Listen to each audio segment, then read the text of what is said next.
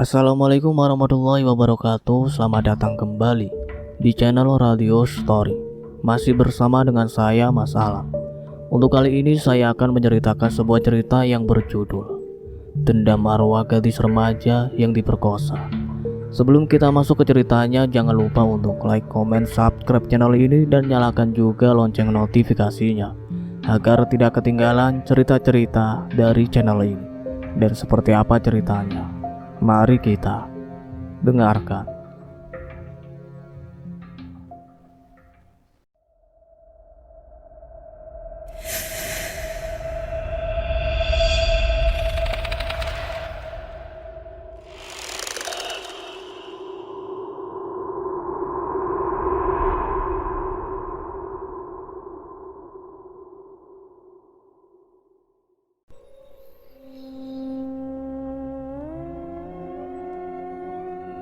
Di sebuah desa hiduplah seorang gadis yang sederhana.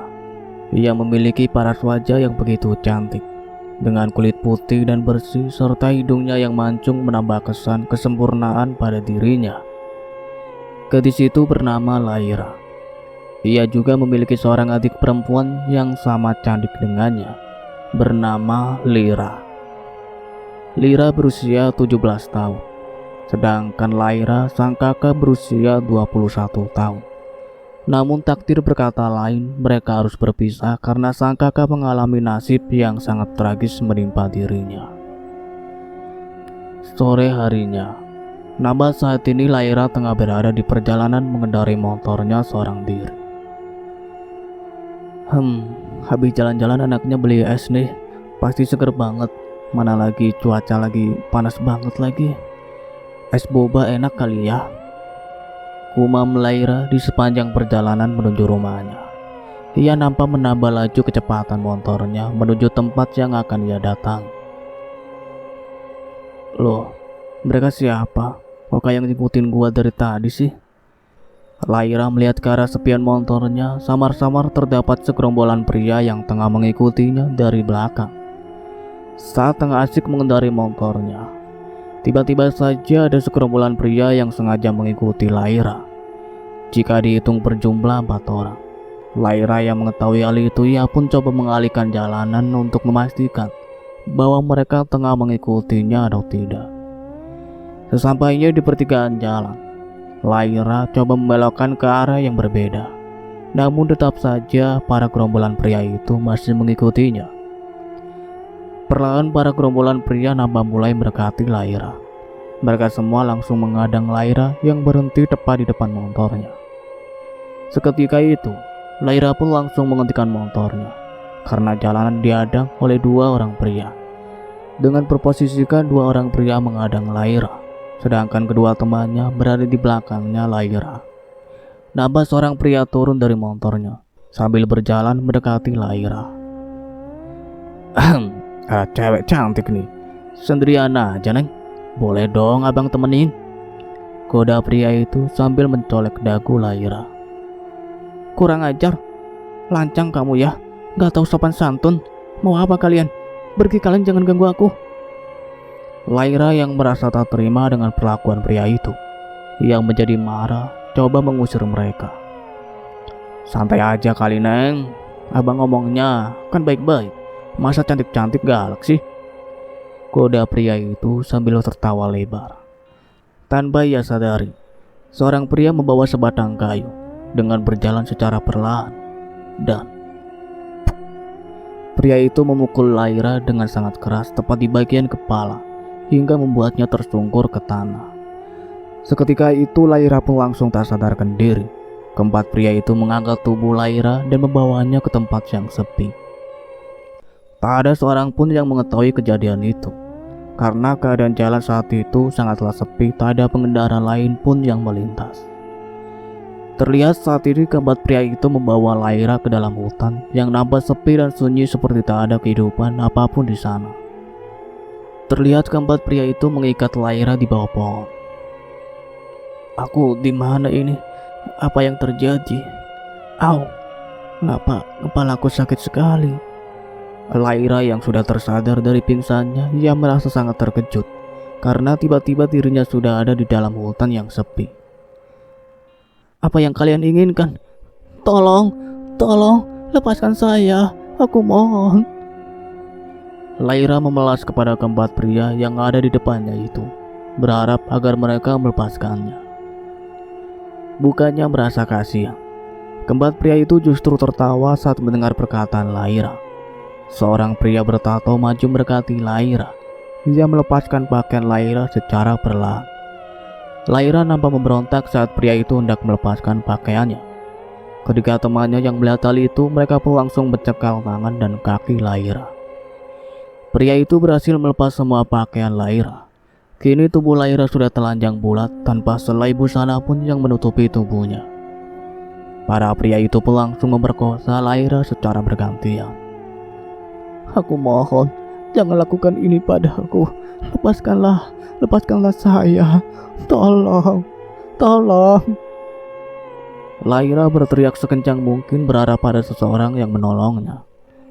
Namun seakan itu semua percuma, karena keadaan di dalam hutan itu sangatlah sepi jauh dari lingkungan warga. Laira hanya diam dan menangis meratapi nasibnya yang begitu malang. Kesuciannya telah direnggut paksa oleh para lelaki bejat itu. Kita apain anaknya di cewek, bro? Apa kita tinggalkan dia begitu saja? Ucap salah satu dari mereka setelah puas menikmati tubuh Laira. Jangan biarkan dia begitu saja. Dia harus mati. Jika cewek ini dibiarkan hidup, pasti dia akan melaporkan kita ke polisi. Gawat ini mah, yang ada kita di penjara. Iya juga sih. Tunggu apa lagi? Sikat sekarang. Jangan biarkan cewek ini hidup. Pria bertato itu mengambil sebatang kayu yang ada di sekitarnya dan mulai berjalan mendekati Laira. Apa yang akan kamu lakukan? Tidak, jangan. Aku mohon jangan bunuh saya. Laira sangat ketakutan saat melihat pria itu berjalan ke arahnya dengan membawa sebatang kayu besar dan panjang. Bersiap gadis manis. Akan kupastikan saat ini juga kau tidak akan bisa melihat indahnya dunia. Karena sebentar lagi kau akan mati dan lenyaplah. Pria itu langsung memukul kepala Laira dengan menggunakan kayu itu. Ampun, sakit, hentikan, sakit. Laira nambah meringis kesakitan sambil menangis. Melawan pun percuma. Ia tidak bisa berbuat apapun untuk saat ini. Bukannya merasa kasihan, pria itu terus memukuli Laira tanpa henti. Kepalanya mengeluarkan darah yang begitu banyak sehingga mengalir mengenai wajahnya. Dasar laki-laki bajingan. Aku bersumpah suatu saat nanti aku akan membalas perbuatan kalian. Aku bersumpah akan membunuh kalian semua. Di sela-sela rasa sakitnya, Laira mengatakan sumpah kepada keempat pria itu. Seketika itu juga, pria bertato itu pun langsung menancapkan kayu itu ke perut Laira hingga tembus ke belakang. Ia menarik kembali kayu itu dan langsung menancapkan ke leher Laira.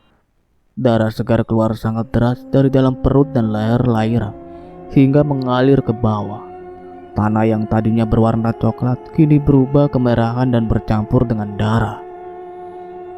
Laira pun mengembuskan nafas terakhir pada saat itu juga, dengan keadaan seluruh tubuh bersimbah darah. Sungguh malang nasib Laira, ia mati secara tak wajar dan sangat tragis. Gadis yang seharusnya bisa merasakan kebersamaan dengan keluarga, takdir berkata lain. Para pria laknat itu telah tega merenggutnya dan kesuciannya.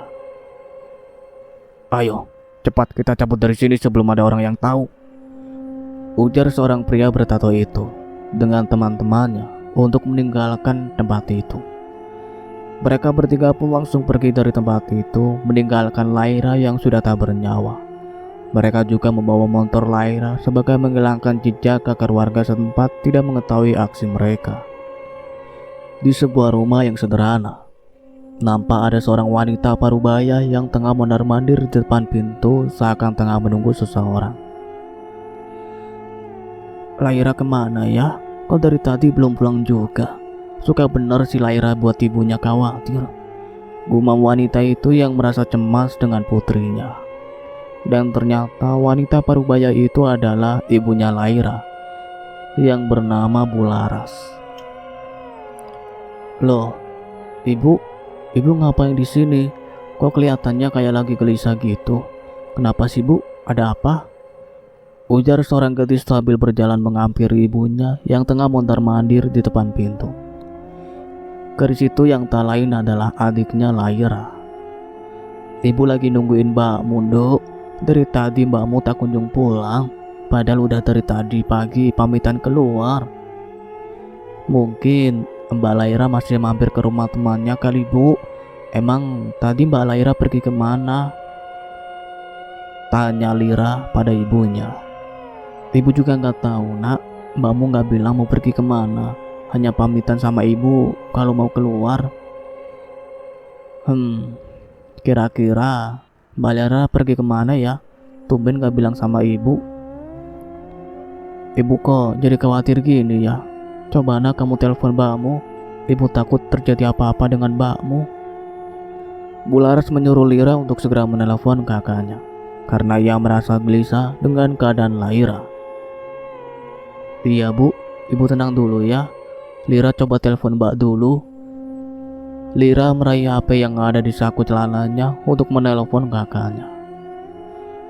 Ia coba menghubungi nomor kakaknya, namun tidak bisa. Lira coba menghubungi berkali-kali, tetap saja tidak bisa.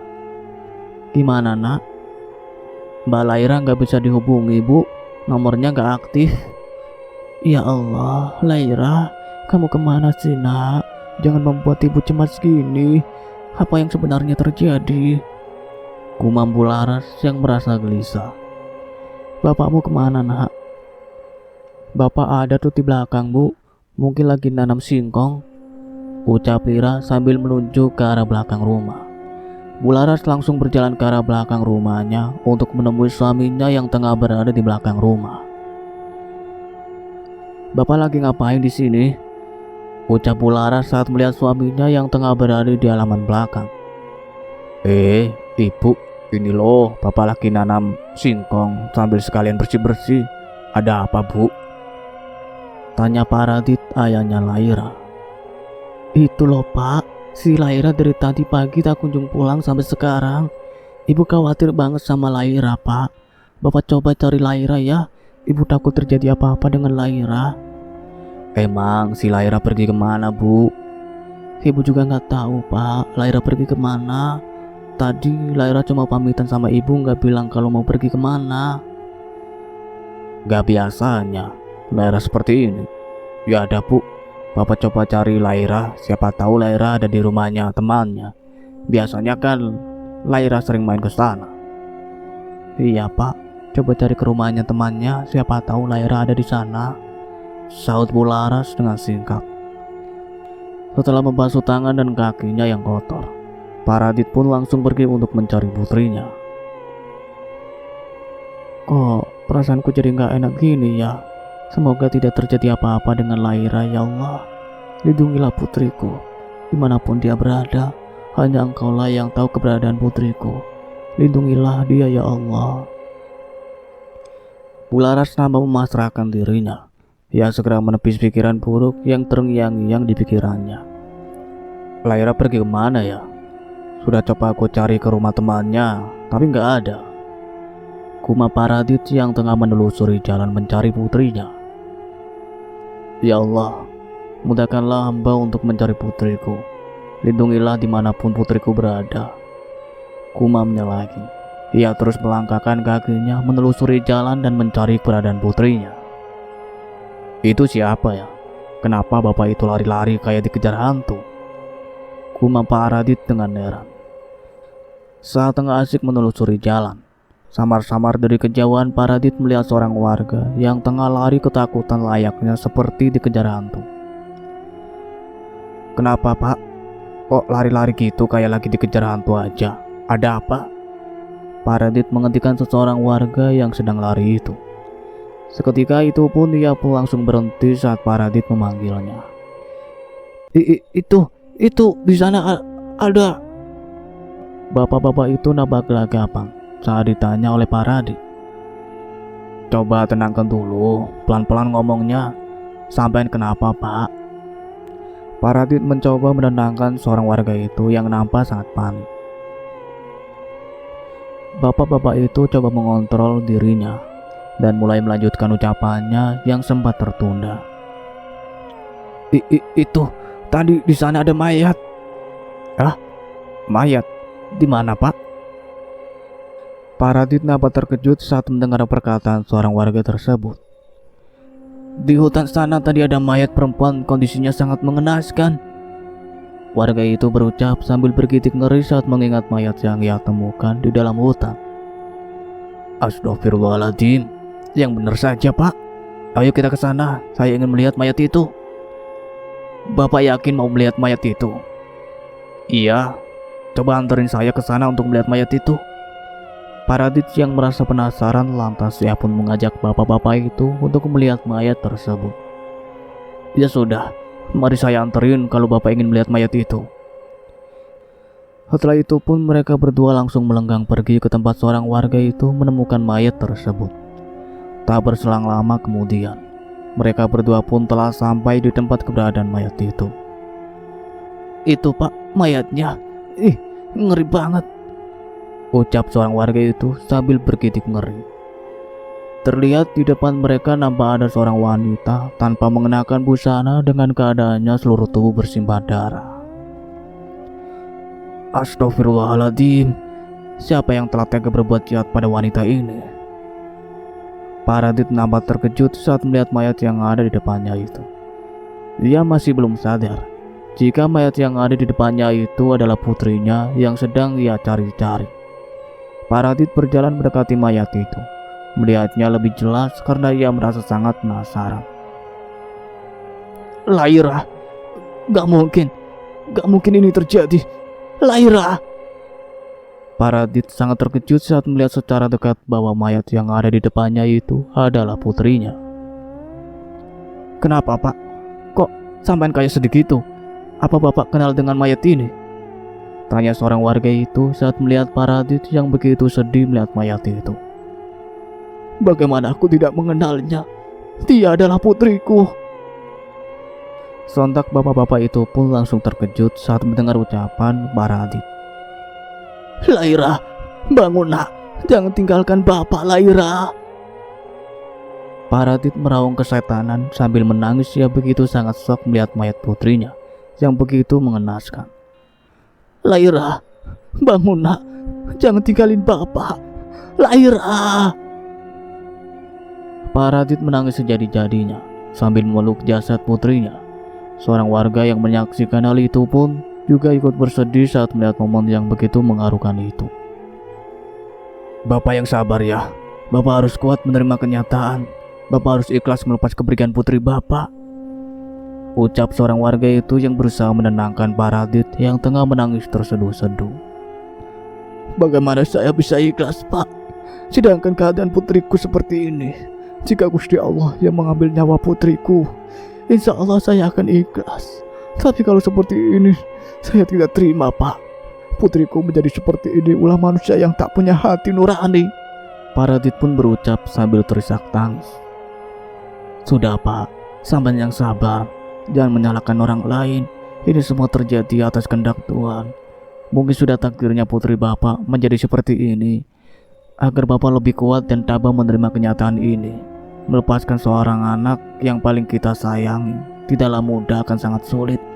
Tetapi mau gimana pun, itu bisa atau tidaknya, Bapak harus bisa melepas kepergian putri Bapak.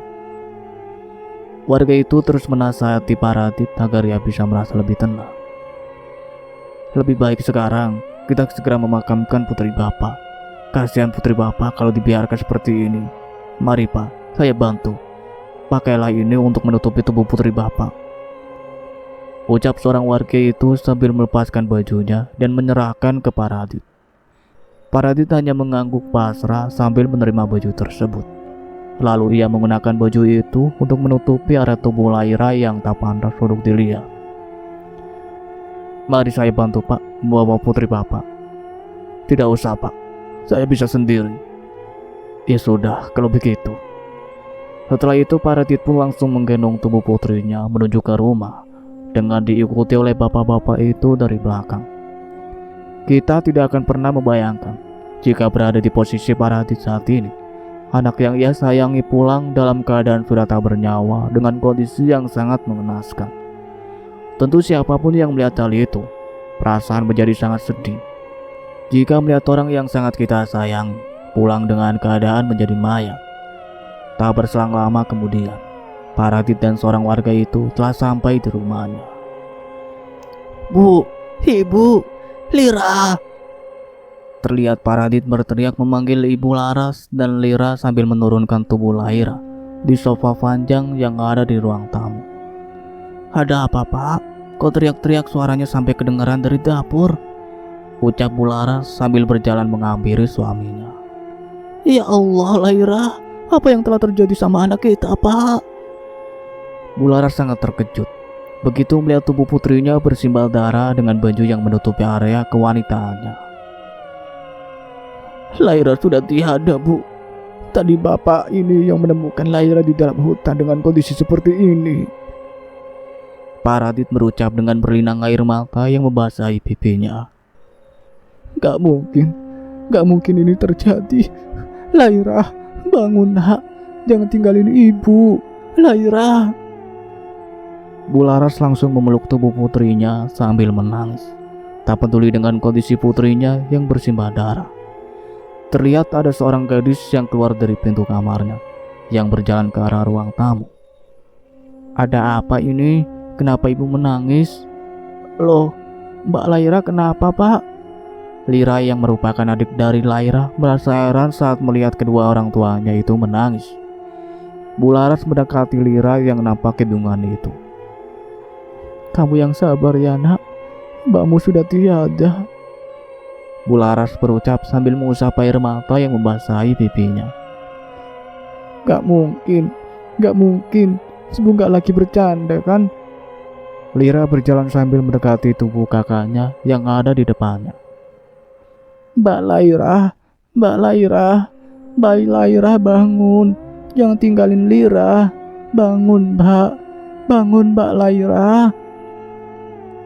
Lira nampak memeluk tubuh kakaknya itu sambil menangis sejadi-jadinya.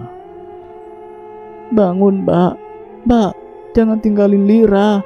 Mbak Laira, bangun, Mbak, jangan tinggalin aku." Lira meraung-raung kesetanan sembari memeluk jasad kakaknya itu. Paradit dan Bu Laras yang melihat hal itu tak kuasa membendung air matanya saat melihat Lira meraung kesetanan sambil memeluk jasad kakaknya. Karena mereka tahu kalau Lira sangat menyayangi kakaknya. "Mbak Laira, bangun, Mbak. Jangan tinggalin Lira, Mbak Laira." Lira terus menangis sambil memeluk jasad kakaknya. Ia begitu terpukul dan tidak bisa menerima kenyataan jika kakaknya pergi meninggalkannya. "Lira, sudah ya nak, kamu yang sabar. Kita ikhlaskan kepergian mbakmu," ucap Paradit berusaha menenangkan Lira. "Enggak, Pak. Kalau Mbak Laira pergi, Lira main sama siapa? Mbak Laira gak boleh pergi. Mbak Laira bangun, Mbak. Jangan tinggalin Lira." Lira terus meracau sambil menangis terseduh-seduh. Ia merasa sangat kehilangan dan tak terima atas kematian kakaknya.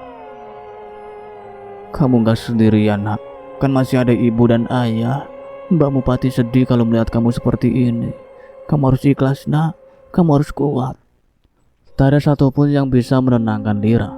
Ia terus menangis sambil memeluk kakaknya. Turut berduka atas meninggalnya putri bapak. Semoga bapak sekeluarga diberi ketabahan oleh Allah atas kejadian ini. "Ya sudah, kalau begitu saya permisi dulu," ucap seorang warga itu yang dari tadi hanya diam. Kini ia pamit undur diri. "Iya, Pak. Makasih banyak sudah bantuin saya. Ini bajunya sampean gimana, Pak?" "Sudah, biarkan saja. Untuk sementara saya seperti ini saja gak apa-apa. Kalau gitu saya permisi dulu. Assalamualaikum." "Waalaikumsalam," jawab Paradit. Lalu setelah itu warga itu beranjak dari rumah Paradit tanpa mengenakan baju. "Ibu tunggu di sini dulu ya. Bapak mau ke rumah Pak RT," ucap Paradit pada istrinya. "Iya, Pak." Bu Laras hanya mengangguk lemas. Paradit beranjak dari rumahnya dan pergi ke rumah Pak RT. Bularas berjalan mendekati Lira yang tengah menangis di samping jasad kakaknya. Lira, sudah ya nak, kamu jangan nangis terus seperti ini dong. Kamu harus kuat. Bularas berucap sambil mengelus pucuk kepala putrinya. Ibu, Mbak Laira jahat bu. Kenapa Mbak Laira tega ninggalin kita bu? Kamu gak boleh ngomong seperti itu nak. Ini semua sudah takdir yang maha kuasa. Allah sangat sayang sama Mbak Laira. Sampai-sampai mbakmu dipanggil duluan ke hadapannya. Allah menguji kita agar kita lebih tabah dan kuat menerima kenyataan ini. Sudah ya nak, kamu jangan sedih lagi. Kan masih ada ibu dan bapak yang akan selalu menemanimu. Dengan sigap Bularas langsung memeluk putrinya itu. Lira hanya diam. Tak berbicara apapun, ia larut dalam pelukan ibunya. Ia merasa lebih tenang saat mendengar nasihat dari ibunya. Singkat cerita, kini jenazah Laira pun sudah selesai dimandikan dan disolatkan. Di ruang tamu yang nampak sederhana itu, para warga dan tetangga Paradit berkumpul semua di samping jenazah Laira. Mereka turut ikut berduka cita atas meninggalnya putri pertama Paradit dan Bularas. Jenazah Laira pun dibawa ke makam dan akan segera dikuburkan. Nampak saat ini ada 4 orang yang menggotong keranda itu menuju ke makam yang sudah disediakan untuk menguburkan jasad Laira, dengan diiringi para warga dan tetangga yang mengikuti di belakang jenazah Laira. Bularas, Paradit, dan Lira juga ikut mengantarkan kepulangan Laira untuk terakhir kalinya. Kini jenazah Laira pun telah selesai dimakamkan. Selama proses pemakaman berjalan dengan baik tanpa ada kendala apapun. Lira, ayo nak, kita pulang. Paradit mengajak Lira yang tengah menangis di samping makam kakaknya. Enggak pak, Lira enggak mau pulang. Lira masih mau di sini sama Mbak Laira. Bapak kalau mau pulang, pulang saja sama ibu. Mbak Laira, kenapa Mbak tega ninggalin aku secepat ini? Apa Mbak Laira sudah gak sayang sama Lira?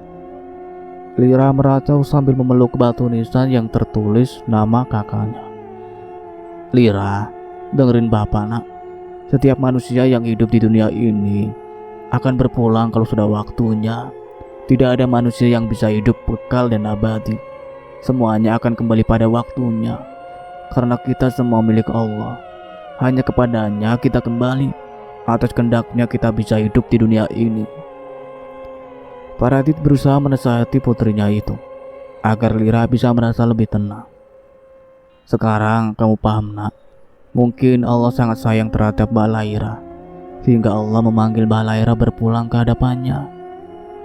Paradit berucap sambil mengelus pucuk kepala putrinya dengan lembut. Iya pak, Lira mengerti, sahut Lira yang hanya mengangguk lemas. Kini ia sudah merasa lebih tenang saat mendengar nasihat dari ayahnya. Ya sudah nak, kalau gitu ayo kita pulang. Biarkan Mbak Laira tenang di alam sana. Iya pak, ucap Lira yang hanya mengangguk pasrah. Lalu setelah itu mereka bertiga beranjak pergi dari makam Laira. Sesampainya di rumah, terlihat Lira sedang berada di dalam kamarnya. Ia hanya termenung di samping jendela, menatap ke arah luar jendela. Mbak Laira, andai Mbak tahu betapa sakitnya hati ini ketika Mbak pergi meninggalkan aku. Kenapa Mbak Laira pergi secepat ini? Ada waktu bisa diputar kembali. Lira lebih memilih Mbak Laira tetap ada di samping Lira. Lira meracau dengan sendirinya. Ia masih belum menerima atas kepergian kakaknya. Tak terasa air matanya luruh membasahi pipinya yang putih itu. Bayangan-bayangan wajah kakaknya masih melekat jelas di pikirannya. Lira, ayo kita makan. Dari tadi kamu belum makan sama sekali loh. Bularas menghampiri putrinya yang tengah tersadar di samping jendela. Enggak bu, Lira gak mau makan. Ibu makan sendiri aja, sahut Lira dengan nada lemas. Lira, dengerin ibu nak. Ibu tahu dengan apa yang kamu rasakan sekarang. Biarkanlah mbakmu pergi dengan tenang di alam sana. Kamu gak boleh sedih seperti ini terus. Kalau kamu seperti ini terus, Pasti Mbak Laira juga ikut bersedih melihat Lira menangis seperti ini. Lira harus kuat ya nak ya. Bu Laras berusaha membujuk putrinya agar putrinya itu merasa lebih tenang. Tapi Bu, kalau Mbak Laira nggak ada, Lira mau main sama siapa? Biasanya kan Mbak Laira selalu nemenin Lira main. Sekarang Lira sudah tidak punya Mbak lagi. Kan masih ada ibu nak, dan masih ada teman-teman yang lain. Kata siapa Lira nggak punya teman main? Teman-teman Lira di sekolahan kan banyak. Di rumah ada ibu dan bapak yang akan selalu menemani kamu. Lira jangan sedih lagi ya nak. Biarkan mbakmu beristirahat dengan tenang di alam sana. Bu Laras nampak mengusap sisa air mata yang membasahi pipi Lira. Ya sudah, ayo kita makan nak. Ibu sudah masak makanan kesukaan kamu. Ayo nak. Bu Laras mencoba membujuk Lira kembali. Iya bu, saut Lira dengan singkat. Kini ia sudah merasa lebih tenang karena nasihat dari ibunya. Lalu setelah itu mereka berdua melenggang pergi ke dapur. Cukup sekian ceritanya sampai di sini, nantikan kelanjutan ceritanya. Saya akhiri, wassalamualaikum warahmatullahi wabarakatuh.